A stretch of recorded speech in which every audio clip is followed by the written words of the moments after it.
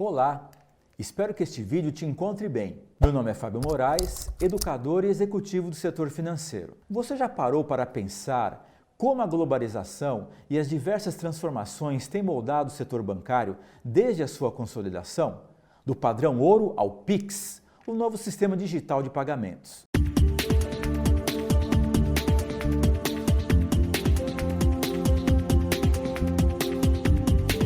No vídeo de hoje, abordaremos a integração econômica e financeira mundial, em sua perspectiva estrutural e contemporânea. A prosperidade do mundo tem aumentado de forma ilimitada pelo crescimento das relações econômicas internacionais, que, por sua vez, demandam financiamento. Ao considerarmos que a maioria das nações tem sua própria moeda e também suas próprias regulações para transações financeiras, esse cenário fica um pouco mais complexo. Durante o fim do século XIX e o começo do século XX, havia pouca coordenação das finanças internacionais. A capital financeira do mundo era Londres e as principais nações voltadas para o comércio usavam o padrão ouro. Acredita-se que este sistema funcionou de forma razoável entre 1871 e 1914. Anos depois, a Grande Depressão da década de 30 resultou parcialmente no declínio do comércio internacional, causado em parte por tarifas elevadas.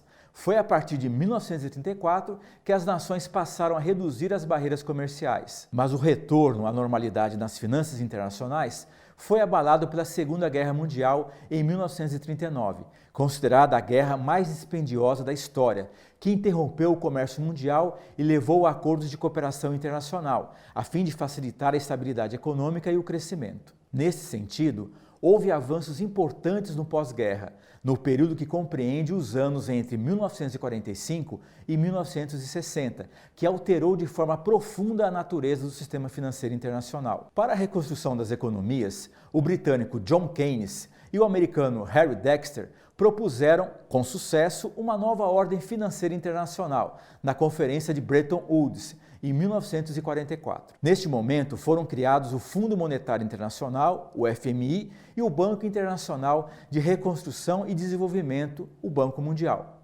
O FMI ajudaria as nações com problemas na balança de pagamentos e com dificuldades na manutenção das reservas, e depois também continuaria com responsabilidades ampliadas, exercendo papel crucial ao evitar e reduzir crises financeiras regionais e nacionais, servindo como credor de última instância para nações com problemas fiscais. Já o Banco Mundial inicialmente forneceria empréstimos para a reconstrução financeira a países arrasados pela guerra, mas a partir dos anos 50 ampliou sua abrangência e passou a fazer empréstimos para financiar novos projetos de desenvolvimento. Apesar de estarem sediados em Washington, dada a importância dos Estados Unidos como poder financeiro global, tanto o FMI como o Banco Mundial são organizações realmente internacionais em sua orientação e controle. Em geral, toda nova nação teve de estabelecer uma moeda que deveria ter ampla aceitação internacional e, para isso, precisou tomar emprestadas somas consideráveis de dinheiro de países estrangeiros,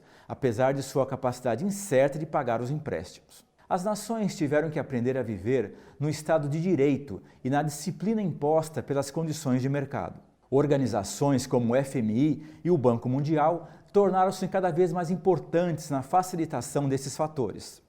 A Organização das Nações Unidas, a ONU, surgiu em São Francisco em 1945. As questões econômicas e financeiras, apesar de não serem seu objetivo primário, têm sido importantes para muitas das suas agências. Assim, pode-se considerar que o avanço dessa integração econômica e financeira mundial foi incentivado por novas instituições importantes, especialmente na Europa, como, por exemplo, a Organização para a Cooperação e o Desenvolvimento Econômico, a OCDE, que começou a reunir informações econômicas padronizadas sobre os principais países industrializados e acabou incluindo nações da Ásia e da América Latina, além da Europa e da América do Norte. Além disso, o Grupo dos Sete, o G7, começou como um encontro de ministros da Fazenda das 7 principais nações industrializadas, mas cresceu em número e agora abrange 20 nações, conhecido como G20, que se reúne regularmente para aprovar as políticas que regem os acordos econômicos e financeiros internacionais. Outras conferências não governamentais, especialmente em Davos, na Suíça, como o Fórum Econômico Mundial, também reúnem líderes financeiros e empresariais, em geral plantando as sementes para futuras reformas de políticas. De fato, o sistema financeiro global, em transformação, tem sido tanto causa como consequência do rápido crescimento da globalização, e a coordenação é a chave para essa dinâmica funcionar bem.